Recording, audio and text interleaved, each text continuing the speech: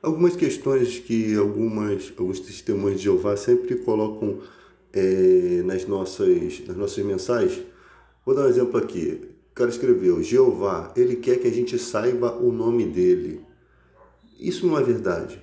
Isso não é verdade nenhuma. Na verdade, toda a terra foi sujeita a Jesus Cristo. O nome dele está acima de todo nome.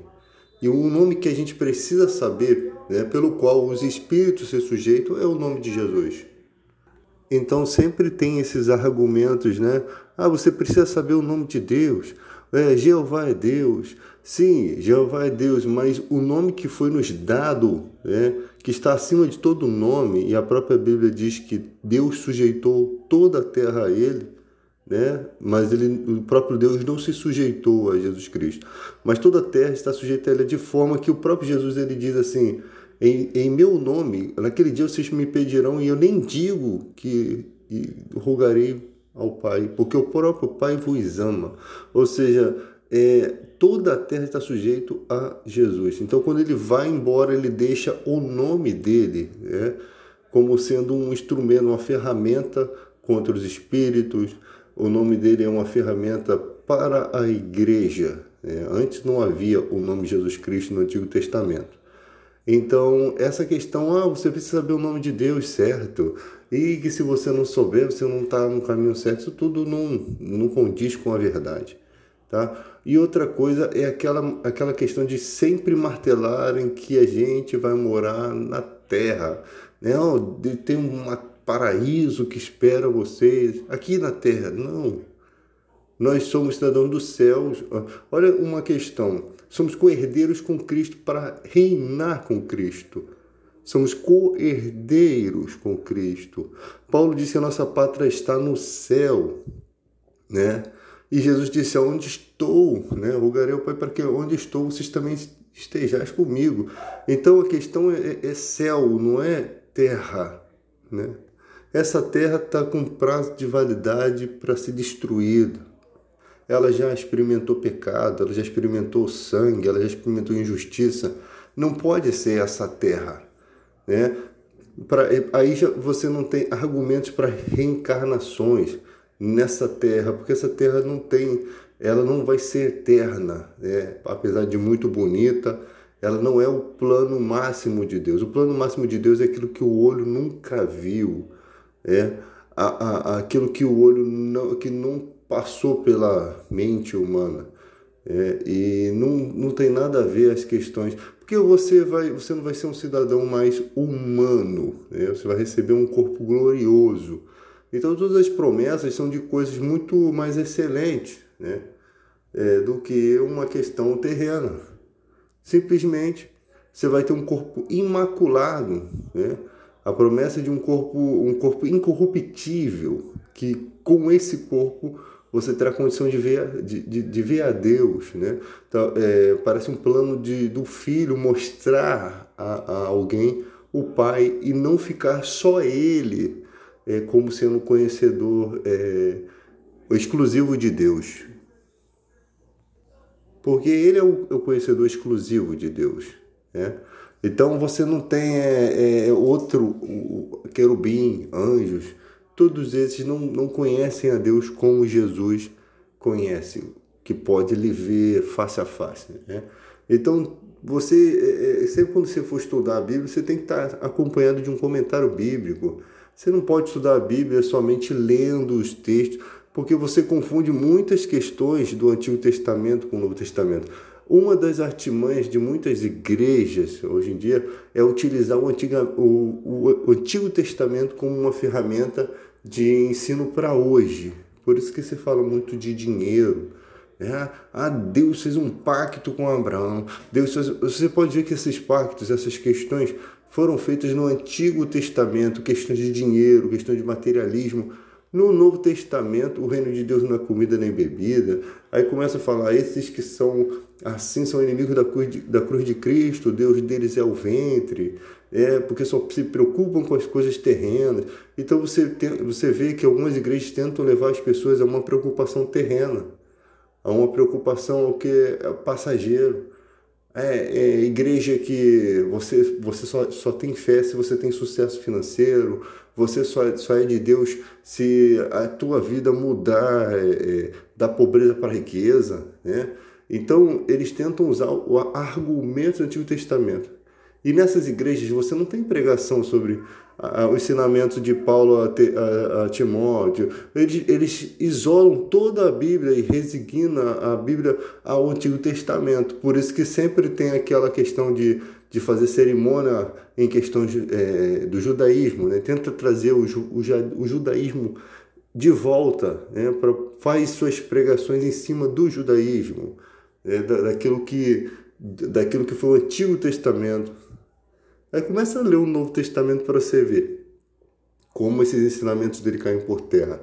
Eles não ensinam o Novo Testamento. Eles não ensinam a Bíblia. Você não chega num culto e você ouve, hoje nós vamos falar sobre Timóteo. Hoje nós vamos falar do que Paulo disse a fulano de tal, as cartas de Paulo. Não, eles só ensinam questões do Antigo Testamento, um versículo isolado, uma coisa que sempre leva a pessoa a acreditar, né, que a vida dela tem que ser uma vida de sucesso financeiro, porque agora ela é filha de Deus e que ela não pode mais aceitar aquela situação, né? Um montão de gente na vida passando um monte de dificuldade, mas ela está lá ensinando aquilo, né? Aí você vai para o ensinamento bíblico, diz lá a parábola do semeador. Quando a pessoa recebe o evangelho do reino, começa a ser perseguido, o mal persegue a semente, né? Aí eles usam isso de forma invertida, sabe? Sempre uma questão financeira envolvida, nunca tem uma questão espiritual o fato de você estar buscando um caminho certo, o caminho da verdade, e o mal fazer oposição a isso, né? Nunca tem, e consequentemente o poder do nome de Jesus vai ficando esquecido. E quando eles vão falar do poder do nome de Jesus, eles começam a falar em comparando com religião, né? Engraçado, muito engraçado. O cristão, ele gosta muito de falar para o homossexual que ele vai para o inferno, que ele precisa se converter, e eles não acham que isso é julgamento, não. Mas quando você fala, o pastor Silas Malafaia está fazendo um montão de coisa errada na política, está se envolvendo com um monte de gente que não vale, aí você está julgando, sabe? O juízo para eles é tipo assim, quando eu julgo não é julgamento, mas quando você julga, é. Eles não entendem que nós cristãos temos o direito de julgar os de dentro. Os de fora Deus julgará. Eles fazem o contrário, eles julgam os de fora e os de dentro eles não são capazes de julgar.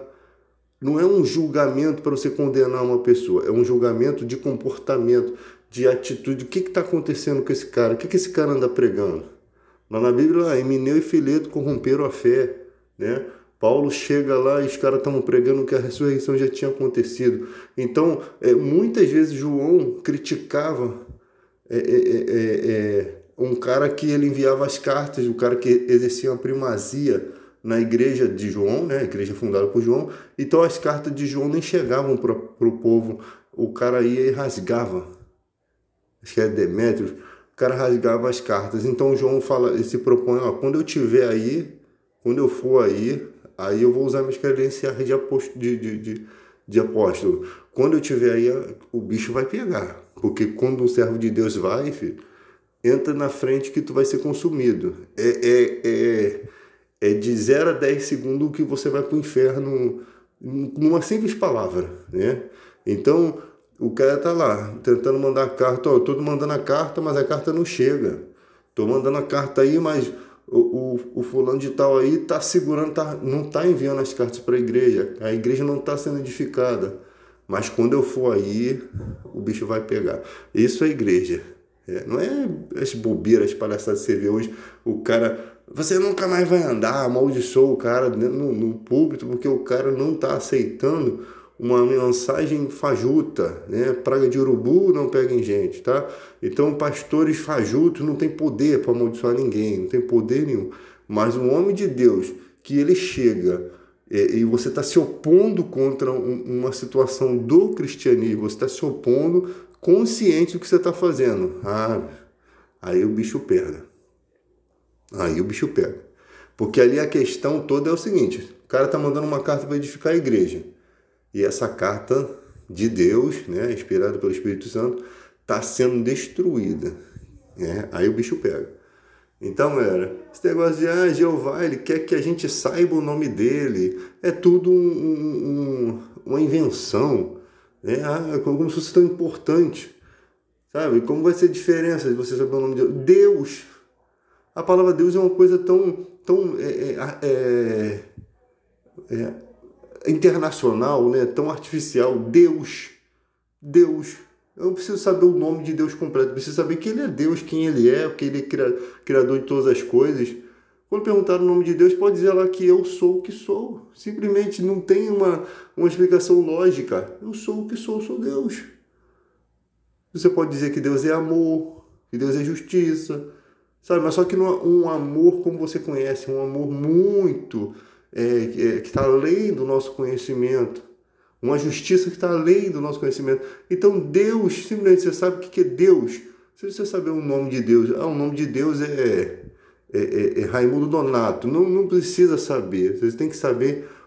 Você tem que entender mais sobre o poder do nome de Jesus, porque esse nome nos foi dado, realmente.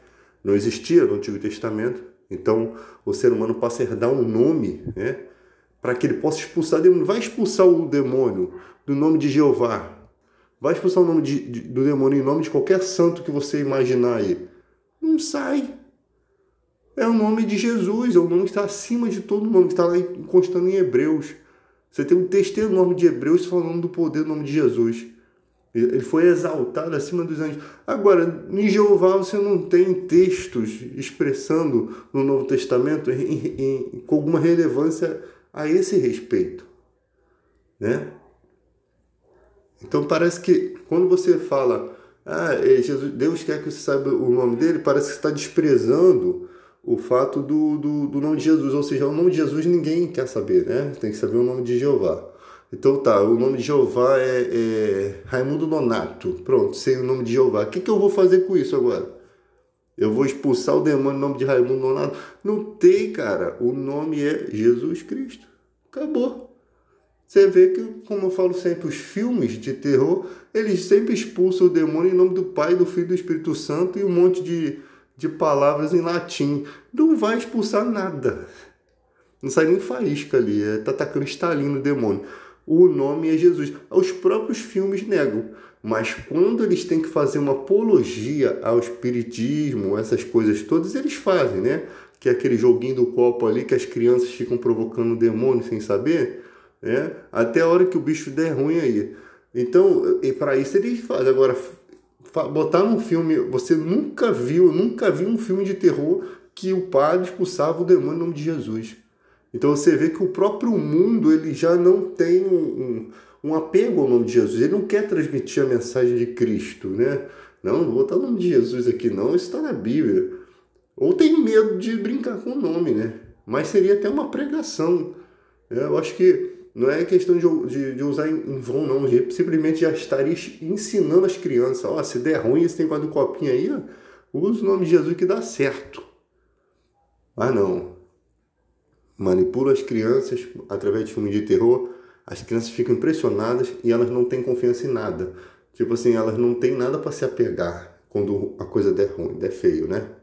Elas não têm o nome de Jesus. E o mal sabe que ela não tem consistência em crer ainda naquele nome. Mas quem consegue crer, como na Bíblia, os discípulos certa vez encontraram uns caras expulsando demônios sem ser discípulo. Simplesmente o cara viram a questão ali, levaram a questão a sério. Não foi como os filhos dos fariseus lá que eram exorcistas ambulantes, queriam mais se aproveitar da situação, que levaram uma coça do endemoniado, saíram pelados, né? O demônio acabou com eles, né? Devia ser o demônio da Tasmânia. Deve ter vindo rodando, arrancou a roupa deles e fugiram pelados. Devia estar chorando também, né? E aquela vergonha toda, ou seja, o demônio causou uma vergonha para eles. Sair pelado, né? Imagina, os caras com um bagulho tudo de fora. Então, alguns tomaram o nome de Jesus como uma forma séria e foram expulsar demônios. E os discípulos repreenderam isso e foram falar com Jesus. Jesus falou para não repreender. Ele ensinou a tolerância. Ninguém que use meu nome vai falar mal de mim, vai atrapalhar o crescimento do evangelho. Não, não repreendais. Aquele que não é contra mim é por mim, né? Então, um ponto final nisso aqui, cara. O evangelho não tem muito para onde você ir. Explicou, acabou. Agora, se vocês quiserem se matar aí e tentar me explicar outra coisa, vai colocar um monte de texto aí que eu não vou ler, né? Que eu não tenho tempo para ficar lendo. Eu já sei o que eu tinha que aprender. Acho que a gente já está na fase de ensinar, já não está mais na fase de aprender. A gente aprende muita coisa na vida, mas nesse quesito a gente já está ensinando. Então não adianta ficar batendo boca, perdendo tempo. Às vezes a pessoa bota um texto e, cara, eu já boto assim, meu irmão, não vou ler isso aqui. 3 páginas de texto para tentar explicar uma coisa que eu já sei, eu não vou ler.